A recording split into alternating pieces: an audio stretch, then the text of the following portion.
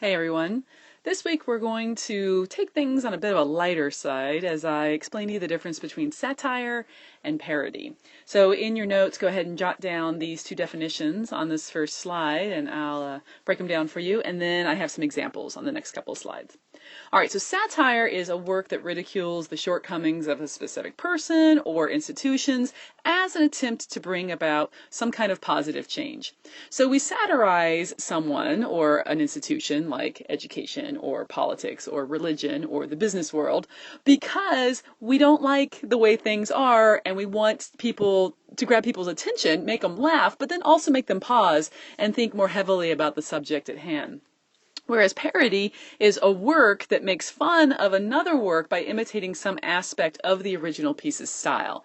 So when there's parody at play, in some ways it's actually like an ode to the original work or an homage. There's something reverential about it as we're acknowledging the awesomeness of what was there originally, but it also could be mocking as we mimic what was there before. All right, so if you are not yet done writing down their definitions, go ahead and hit the pause button, and I'll be waiting for you when you're ready. Okay, let's talk about satire first and give you some examples here. I don't know if you're aware of The Onion, the website, which is the online fake newspaper, but it's a lot of fun. So The Onion gives made up news accounts of some things that are true and a lot of things that aren't true, and it's definitely worth a chuckle.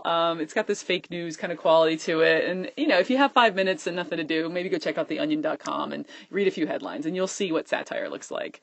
An unexpected one that you're probably surprised to hear me talk about is South Park. South Park is a show that's not for me. I have a hard time getting past all the fart jokes, but I will say the creators of South Park have more going on in that show than you might realize at first glance. The writers for that show, the writers and producers, actually created Book of Mormon, which is on Broadway right now, and they've done some other things where they use humor to make heavier points. And in South Park, the writers are critical of our celebrity-obsessed culture, of institutions like religion and, fraudulent business practices. And so they're using this comic, kind of gross-out cartoon world to maybe make people pause and think a little more deeply. Unfortunately, they have wrapped that message in such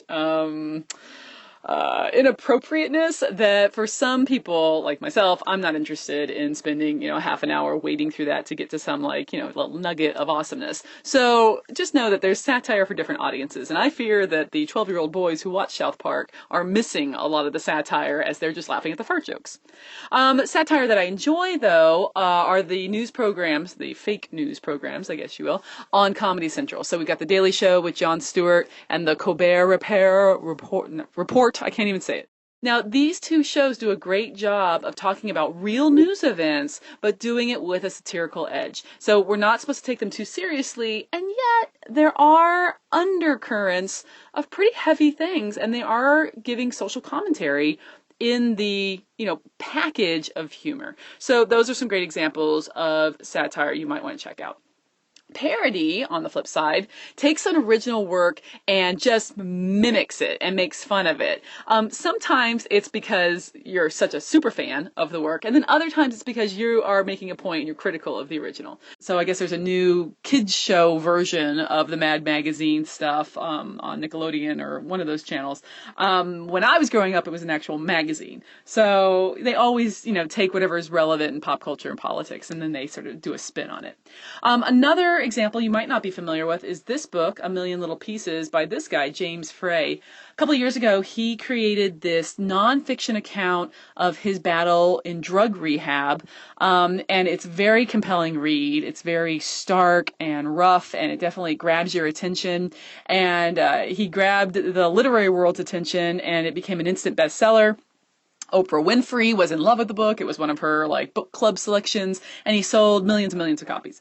Turns out that he actually made up a lot of what is in the book. Yes, he was a drug addict, and yes, he did do some time at rehab, but it wasn't the length of time that he puts in the book, and a lot of things that happen in the book never actually happened, apparently, to people who were around him at that time.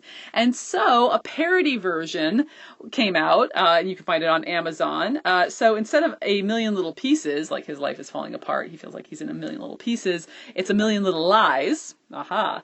And instead of James Frey, the author for this parody piece is James Pinocchio.